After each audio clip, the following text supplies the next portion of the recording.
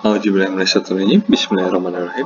Yang benar datang dari Allah Subhanahu wa taala, yang salah datang dari kecerobohan hambanya, ya. Oke, kali ini kita akan masuk ke aplikasi persamaan diferensial biasa order 1, ya. Jadi kita lihat aplikasinya. Nah, yang pertama aplikasinya adalah Resident Evil, ya. Jadi pernah kita bahas di video sebelumnya, ya. Ini adalah aplikasi dari PDB order 1. Ya. Jadi Resident Evil ini, jadi saya punya model matematikanya itu misalkan X itu adalah jumlah mahasiswa yang terjangkit virus, ya. Dia calon jadi terkena zombie. Y itu adalah jumlah mahasiswa yang belum atau tidak terjangkit, jadi yang masih sehat, belum jadi zombie, ya, Y-nya. Nah, dx per dt itu adalah kecepatan penyebaran T virus. Jadi zombie ini menyebar di asrama memiliki kecepatan dx per dt, ya, gitu. Jadi x ini kan mahasiswa yang jadi zombie dan t itu waktu, jadi perubahan terhadap waktu, ya. Nah, sebagai asumsi misalkan perubahan zombinya itu 0,5%, ya. Jadi kalau 0,5% kulitnya terinfeksi, maka dia berubah menjadi zombie. Akibatnya 0,5% itu kan 0,005, ya. Jadi saya punya dx per dt-nya itu sama dengan 0,005 dikalikan x kalikan y, ya. Jadi kecepatannya kalau mereka bertemu, x dengan y ini kan bertemu, x ketemu y, dengan paparannya itu 0,005. Nah, misalkan saya punya 100 orang, ini penghuni asramanya, ya. Dan awalnya baru 1 orang yang terjangkit virus. Nah, pertanyaannya, ya, dari model ini kapan penyebarannya selesai gitu, ya? Kapan semuanya jadi zombie gitu? Maka model utamanya, nah Y-nya itu kan artinya berubah, ya.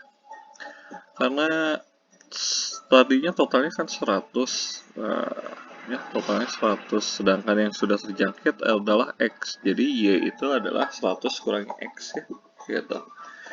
Oke, jadi awalnya 1, berarti ya ini 100 min X, oke. Nah, jadi saya punya persamaan diferensialnya ada seperti ini. Nah, ya, di sini saya pisahkan, ya, variabelnya jadi X dengan T, ya. Jadi saya punya yang X ini di sebelah kiri, yang T sebelah kanan, ya. Lalu kita integralkan. Sebelum diintegralkan saya split dulu ini, ya. Ini kan perkalian, ya, rasionalnya. Jadi kita pisahkan. Jadi saya punya 1 per 100 kali 1 per X ditambah 1 per 100 min X, ya. Nah, ini jadi pemisahan rasional. Oke, baru kita integralkan. Nah, wah, ini 100-nya saya pindahkan ke sini, ya. Oke. Jadi yang tadinya 0,005 ini menjadi 0,5. Oke. Kita integralkan, saya punya logaritma natural X dikurangi logaritma natural 100 min X dan sama dengan 0,5T plus C. Ya, sebenarnya hasil integral sebelah kiri ini ada konstanta juga. X itu ada konstanta, T juga ada konstanta. Lalu saya kumpulkan di sebelah kanan, maka jadilah C, ya. Gitu. Jadi C ini adalah konstanta gabungan dari hasil integral di X dan di T. Gitu. Oke. Nah, dari sini saya misalkan eksponen C itu sama dengan 1 per A. Nah, ya, kita lihat ini pengurangan logaritma, berarti saya punya pembagian kan di dalam logaritma. Oke. Lalu hilangkan logaritmanya, saya punya eksponen. Jadi X per 100 min X sama dengan eksponen 0,5T kali eksponen C, ya. Ya. Karena ini penjumlahan menjadi perkalian di eksponen. Nah, eksponen C-nya saya ganti menjadi 1 per A. Ya, ini kan suatu konstanta, angka, ya. Jadi saya misalkan jadi angka yang lain, bentukannya adalah 1 per A. Tujuannya untuk memudahkan, nanti terlihat mudahnya, ya. Nah, ini saya rubah jadi 1 per A.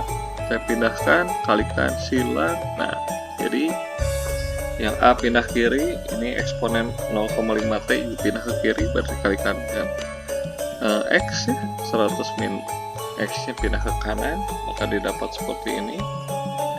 Lalu kumpulkan X-nya semua di kiri, ya, gitu. Maka saya punya X itu, ya, 100 dibagi 1 plus A eksponen min 0,5 T. Nah, ini adalah solusinya, ya. Oke. Nah, saya punya solusi khususnya, yaitu ketika T sama dengan 0, maka yang terinfeksi T virusnya 1 orang, kan? Nah, jadi awalnya ada 1 orang dulu, ya. Maka kita ganti X-nya dengan 1, T-nya diganti dengan 0, maka kita dapat seperti ini, 1 sama dengan 100 dibagi 1 plus A. Nah, artinya A-nya 99, ya. Jadi dengan kata lain, ya, penyebaran T virus di asrama itu, ya, X-nya itu sama dengan 100 dibagi 1 plus 99 eksponen negatif 0,5 T. Jadi 99 ini kan yang belum terkena, ya. Jadi awalnya 1 orang, 99 yang masih sehat, gitu. Nah, kalau kita gambarkan solusinya, bentukannya adalah seperti ini. Oke. Nah, kalau Anda lihat di sini, ya, di hari pertama itu terdapat 2 zombie. Jadi cukup 1 hari dia jadi ada 2 zombie. Di hari kedua nanti jadi 3 orang zombie. Hari ketiga jadi 4 orang. Hari keempat jadi 7 orang. Hari kelima ini sudah mulai jadi 11 orang. Hari ke-10, wah, ini sudah 60 orang. Sudah melebihi kapasitasnya. Jadi dalam waktu 10 hari itu sudah setengahnya, gitu. Makin lama, ya, di hari ke-15 nih, hari ke-15 dia udah 95, tinggal 5 orang lagi. Ternyata ya sekitar hari ke-20 itu sudah total semuanya jadi zombie di asrama tersebut. Oke. Jadi itu adalah salah satu aplikasi dari persamaan diferensial biasa order 1. Nah, salah satu yang lainnya aplikasinya, ya, itu adalah lampu pijar. Rangkaian sederhana lampu pijar seperti ini, ya. Jadi lampu pijar sederhana itu bentukan rangkaiannya adalah seperti ini, ya. Rangkaian listriknya.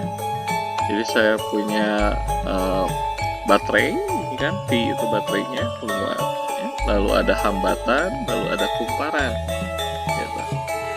Jadi misalkan saya punya IT, ini adalah arus listrik. Lalu saya punya resistornya, hambatannya itu 10 ohm, maka voltase resistor VR di sini adalah R kali I. Lalu saya punya lampu pijar dengan kumparannya misalkan 2 Henry, ya. Jadi, maka voltase kumparannya itu adalah VL sama dengan L dikalikan DI per dt. Jadi saya punya 2 DI per dt, ya, di sini.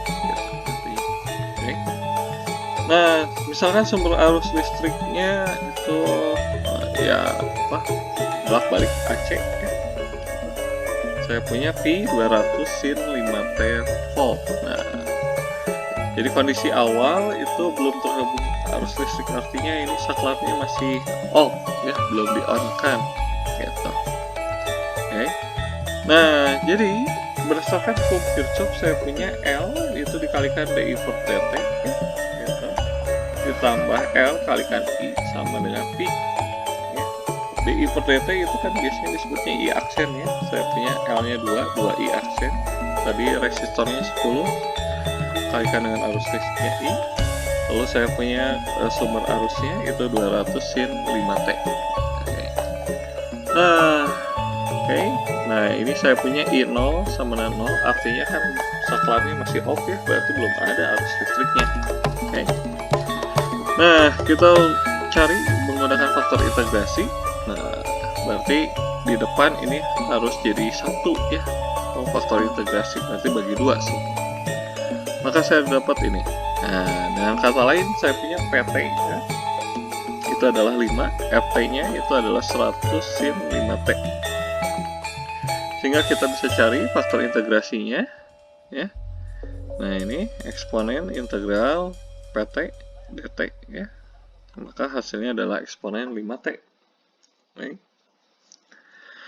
Nah, selanjutnya, kita gunakan formula ini. mu dikalikan y sama dengan integral mu kalikan fx dx. Ya. Kalau di sini y-nya berarti kan i ya, karena kita mencari arus listrik. Fx-nya di sini dalam T ya. Nah, mu-nya kan dalam T, berarti ini harus dalam dt. Nah, oke. Jadi saya punya eksponen 5T kalikan I sama dengan integral eksponen 5T kalikan 100 sin 5T dt. Oke. Ini ya Anda harus gunakan parsial ya. Oh, ini saya pindahkan dulu 100-nya, baru Anda parsialkan. Oke. Hasil dari parsialnya, hasil dari integral parsialnya adalah seperti ini. Ya, eksponen 5T per 10 kalikan sinus 5T dikurangi cos 5T tambahkan C. Oke. Sekarang eksponen 5T-nya pindahkan ke kanan. Ya, sehingga saya punya arus listriknya itu adalah 10 dikalikan sinus 5T dikurangi cosinus 5T ditambah C eksponen negatif 5T. Oke. Nah, tadi kan kondisi awalnya satarnya off ya, berarti tidak ada arus listrik saat T-nya 0. Berarti T-nya kita ganti 0, arusnya juga jadi 0. Kita hitung, didapatlah C-nya itu adalah 10. Jadi saya punya solusi khususnya I itu sama dengan 10 sinus 5T dikurangi cosinus 5T plus 10 eksponen negatif 5T. Sehingga kalau kita gambarkan, nah ini grafiknya ya. Tadi dari solusi khusus saya punya yang warna merah ini. Nah, ya. Gitu. Ini adalah arus gabungannya. Nah, sebenarnya kalau kita lihat bagian yang warna oranye ini saya buat jadi garis warna biru, itu X10 kalikan eksponen negatif 5T itu disebutnya adalah arus transient ya. Lalu ada arus steady state. Nah, ya, yang garis hijau. Yang garis hijau nanti bergabung dengan yang warna merah itu sebenarnya ya.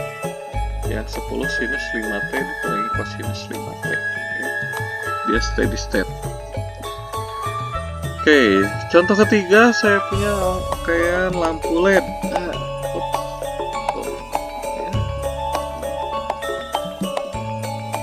Bentar, terjadi kesalahan. Mana tadi? Nah, ini lampu LED. Dari lampu LED di sini saya punya rangkaiannya adalah di sini. Resistor dan kapasitor. Kalau tadi itu resistor dengan kumparan ya. Nah, di sini saya punya muatan listrik kita. Nah, arus listrik itu adalah dq per dt. Ya. Nah, saya punya resistor, misalkan di sini 4 ohm, maka voltase resistor VR itu sama dengan R kalikan I atau R dikalikan dq per dt. Ya. Nah, saya punya lampu LED ini. Dia berupa kapasitor dengan 0,1 farad ya. Maka voltase kapasitornya itu adalah Q per C. Jadi saya punya muatan listrik dibagi dengan kapasitasnya. Di sini misalkan saya ambil sumber arus listriknya 12 volt ya. Dan seperti biasa sakarnya off, berarti arusnya tidak ada. Arus tidak ada berarti muatan juga tidak ada ya. Muatan listriknya. Nah, jadi saya punya formulanya berdasarkan hukum Kirchhoff adalah seperti ini. Ya, L dikalikan dq per dt ditambah Q per C sama dengan V. Nah, sekarang kita ganti R-nya jadi 4, dq per dt itu kan Q aksen, Q dibagi kapasitornya 0,1 farad sama dengan voltasenya itu 12 volt. Oke.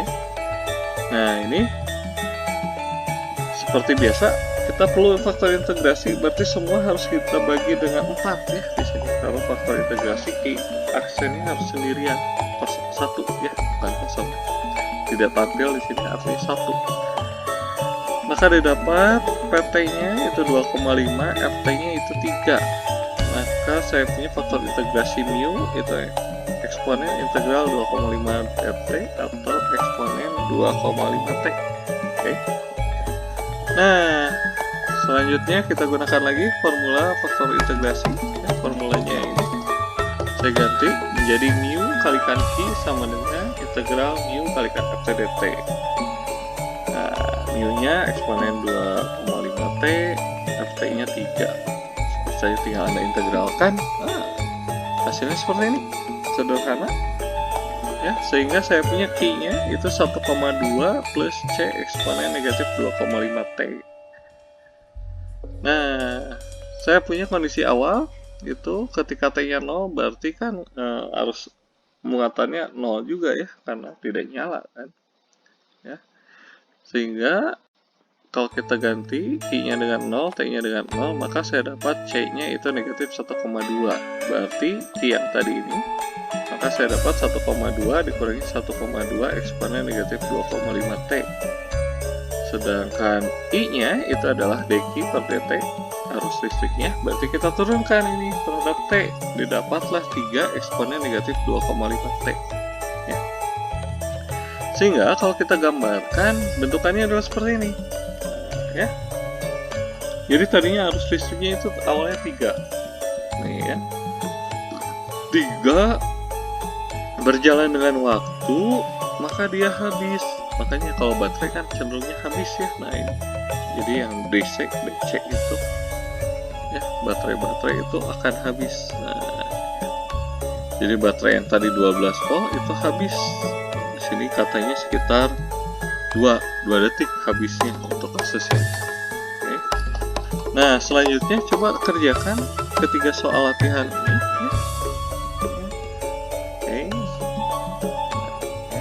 Jadi saya punya seperti ini. Kalau dikerjakan, nah, perlihatkan hasilnya. Kalau berhasil ya Anda bisa dikatakan level up untuk PDA level 3. Oke, sekian video kali ini.